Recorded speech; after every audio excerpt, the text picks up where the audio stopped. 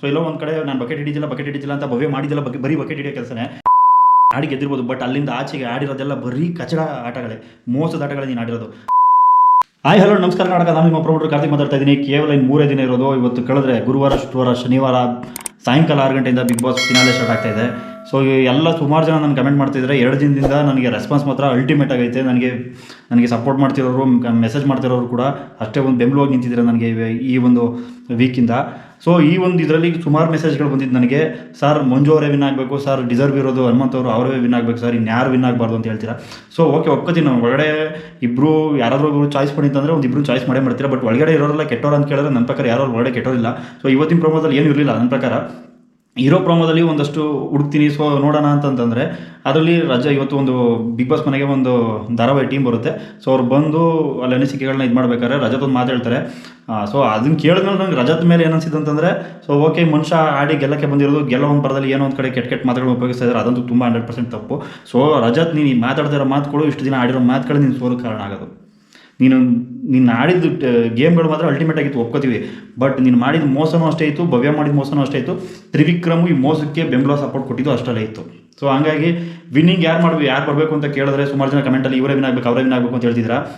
So overall ಆಗಿ ಈ ಒಂದು 120 ಡೇಸ್ ಏನು ತೊಗೋತೀವಿ ನಾವು, ಅದು ತೊಗೊಂಡಾಗ ಯಾರು ವಿನ್ ಆಗಬೇಕು ಅಂತ ನನ್ನ ಒಂದು ಪರ್ಸನಲ್ ಒಪಿನಿಯನು.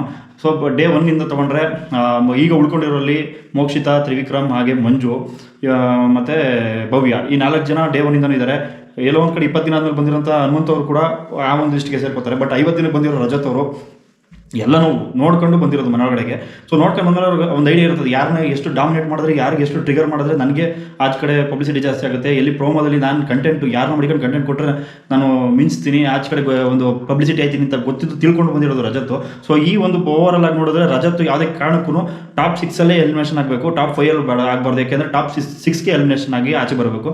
ಇನ್ನು 5ಗೆ ಅಂತ ಬಂದರೆ ನನ್ನ ಪ್ರಕಾರ ಓವರಾಲ್ ಆಗಿ ಡೇ 1 ತೊಗೋತೀನಿ. ಮತ್ತೆ ಹಂಗೆ ತಗೊಂಡಾಗ ಮತ್ತೆ ಯಾರಪ್ಪ ಅಂತ ಒಂದು ಫಿಲ್ಟರ್ ಮಾಡೋಕೆ ನೋಡಿದ್ರೆ ಗೇಮಲ್ಲಿ ಓಕೆ, ಗೇಮಲ್ಲಿ ಅಲ್ಟಿಮೇಟ್ ಹುಡುಗಿರಲ್ಲಿ ಯಾವುದೇ ಕಾರಣಕ್ಕೂ ಆ ಎಮ್ಮನ್ನು ಮೀರ್ಸಕ್ಕಲ್ಲ ಭವ್ಯನ. ಸೊ ಎಲ್ಲೋ ಒಂದು ಕಡೆ ನಾನು ಬಕೆಟ್ ಹಿಡಿದಿಲ್ಲ ಅಂತ ಭವ್ಯ ಮಾಡಿದ್ದೆಲ್ಲ ಬರೀ ಬಕೆಟ್ ಹಿಡಿಯೋ ಕೆಲಸನೇ. ಫಸ್ಟು ತ್ರಿವಿಕ್ರಮ್ ಅವ್ರಿಗೆ ಬಕೆಟ್ ಹಿಡಿತಾರೆ. ತ್ರಿವಿಕ್ರಮ್ ಅವ್ರು ಬಕೆಟ್ ಹಿಡಿದು ಬೇರೆಯವ್ರಿಗೆ ಹೇಳ್ತಾರೆ, ಇಲ್ಲ ನಾನು ಬಕೆಟ್ ಹಿಡಿತಾ ಇಲ್ಲ, ನೀವು ಮಂಜು ಅವರು, ಗೌತಮಿ ಅವರು, ಮೋಕ್ಷಿತ್ ಅವರು ಬಕೆಟ್ ಇಟ್ಕೊಂಡು ನಿಂತಿದ್ದೀರಾ, ಅವ್ರಿಗೆ ಇವರು ಅಂತ. ಬಟ್ ಡೇ 1 ವೀಡಿಯೋನ ನೀವು ಒಂದಿನ ಸರ್ ನೋಡ್ಕೊಬನ್ನಿ ಭವ್ಯ, ನೀವು ಮಾಡಿರೋದು ತ್ರಿವಿಕ್ರಮ್ ಅವ್ರಿಗೆ ಬಕೆಟ್ ಹಿಡಿಯೋ ಕೆಲಸನೇ. ಸೊ ಹಂಗೆ ಅದ್ರ ಮಧ್ಯೆ ಅಷ್ಟೆಲ್ಲ ಬಿಟ್ಟು ಗೇಮ್ ಅಂತ ನೋಡಿದ್ರೆ ನೀವು ಸೂಪರ್ ಆಗಿ ಅಲ್ಟಿಮೇಟ್ ಆಗಿ ಆಡಿದ್ಯಾ. ಬಟ್ ಆದರೆ ನೀನು ಮಾಡಿರೋ ಮೋಸದಿಂದನೇ ಗೆದ್ದಿರೋದು.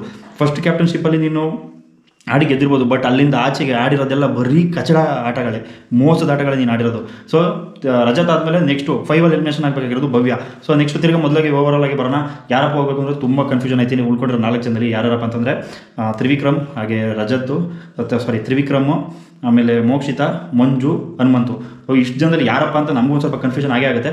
ಸೊ ಅದರಲ್ಲೂ ಒಂದಷ್ಟು ಫಿಲ್ಟರ್ ಮಾಡಬೇಕು ಅಂತಂದರೆ ಮೋಕ್ಷಿತಾ ಏನೂ ಗೇಮ್ ಮಾಡಿಲ್ಲ.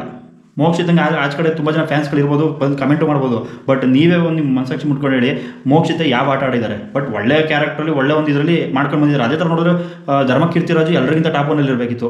ಏನು ಧರ್ಮಕೀರ್ತಿರಾಜನ ಆಚೆ ಕಳಿಸಿದ್ರು. ಸೊ ಒಂದು ಕಡೆ ಎಲ್ಲ ಒಂದು ಕಡೆ PR ಟೀಮ್ ಮಾಡಿಕೊಂಡು ಒಂದಷ್ಟು ಪಬ್ಲಿಸಿಟಿ ಮಾಡ್ಕೊಂಡು ಆಚೆ ಕಡೆ ಇದು ಮಾಡ್ಕೊಂಡಿದ್ದಾರೆ, ಏನೋ ಒಂದು ಕಡೆಗೆ ನಿಮ್ಮನ್ನು ಉಳಿಸ್ಕೊಂಡಿರ್ಬೋದು. ಇರಲಿ, ಅದು ಅವ್ರ strategy, big boss team strategy. So ಹಂಗೆ ನೋಡಿದ್ರೆ ಏನು ಗೇಮ್ ಮಾಡಿಲ್ಲ. ಕೊನೆ ಲಾಸ್ಟ್ ಒಂದು 2 ವೀಕ್ಸಲ್ಲಿ ಗೇಮ್ ಮಾಡಿದ್ದಾರೆ ಮೋಕ್ಷಿತರು. ಆ ಗೇಮ್ನ ಲೆಕ್ಕ ಹಾಕೊಂಡು ಇವ್ರು ವಿನಿಂಗ್ ಕ್ಯಾಂಡಿಡೇಟ್ ಅಂತ ಕೊಡೋದು ನನಗೆ ಒಂದು ಕಡೆ ನನಗೆ ಇಷ್ಟ ಆಗಲಿಲ್ಲ. ಸೊ ಅದು ಬಿಗ್ ಬಾಸ್ ಟೀಮಿಗೆ ಬಿಟ್ಟಿದ್ದು. ನನ್ನ ಪರ್ಸನಲ್ ಒಪಿನಿಯನು. ನಿಮಗೆ 1 ಬರಬೇಕಿತ್ತ, ಹೇಳಿರೋದು ಕರೆಕ್ಟಾಗಿತ್ತ ಕಮೆಂಟ್ ಮಾಡಿ. ಟಾಪ್ 4 ಎಲಿಮಿನೇಷನ್ ಆಗಬೇಕಿತ್ತು ಮೋಕ್ಷಿತಾ ಅಂತ ನನ್ನ ಒಂದು ಆಗಬೇಕು ಅನ್ನೋದು ನನ್ನ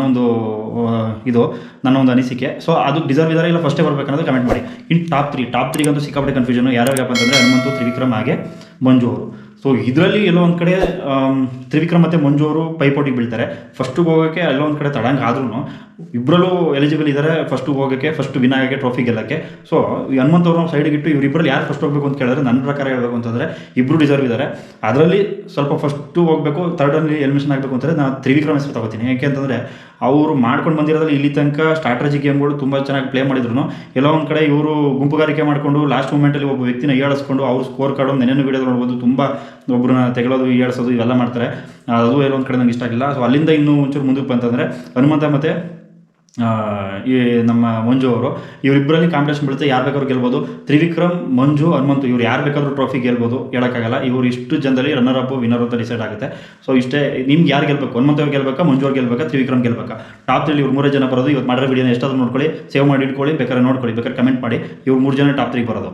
ಸೊ ಎಲ್ಲೋ ಒಂದು ಕಡೆ ನೆನ್ನೆ ಒಂದು ವಿಡಿಯೋದಲ್ಲಿ ಸ್ವಾಮೀಜಿಂಗ್ ಕರೆಸ್ತಾರೆ, ಅದೆಲ್ಲೋ ಒಂದು ಕಡೆ ಸಿಕ್ಕಾಪಟ್ಟೆ ಬೇಜಾರಾಗ್ಬಿಡ್ತು.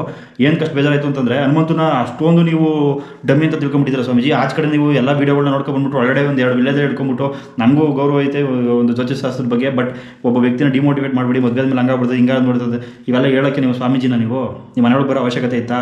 ಎಲ್ಲೋ ಒಂದು ಕಡೆ TRP ಒಬ್ಬ ವ್ಯಕ್ತಿನ ಕುಗ್ಸೋದಕ್ಕೆ, ಹನುಮಂತನ ಡಾಮಿನೇಟ್ ಮಾಡೋದಕ್ಕೆ ಎಲ್ಲೋ ಒಂದು ಕಡೆ ಪ್ಲಾನ್ ಮಾಡ್ತಾರೆ ಬಿಗ್ ಬಾಸ್ ಟೀಮ್ ಅವರು. ಯಾರನ್ನ ಗೆಲ್ಸೋದಕ್ಕೆ ಹನುಮಂತನ ಮಂಜುನ ತುಳಿಯೋಕ್ಕೆ ಪ್ರಯತ್ನ ಪಡ್ತಾರೆ.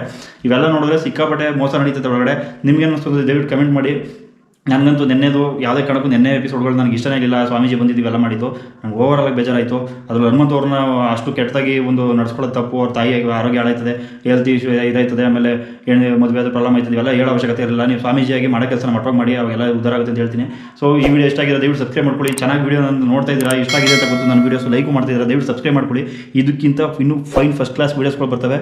ನೀವು ಎಷ್ಟೋ ಜನ ಕಮೆಂಟ್ ಮಾಡಿದರೆ ನಿಮ್ಮ ಮಾತೆಲ್ಲ ತುಂಬ ಇಷ್ಟ ಆಯಿತು ಗುರು ಅಂತ ಅಂದ್ಬಿಟ್ಟು ಒಂದು ಇದಕ್ಕೆ ನಾನು ತುಂಬ ಥ್ಯಾಂಕ್ಸ್ ಹೇಳ್ತೀನಿ. ಇನ್ನೂ ಒಳ್ಳೊಳ್ಳೆ ವೀಡಿಯೋಗಳು ಕೊಡ್ತೀನಿ, ಒಳ್ಳೊಳ್ಳೆ ಕಂಟೆಂಟ್ಗಳು ಕೊಡ್ತೀನಿ ನಾನು.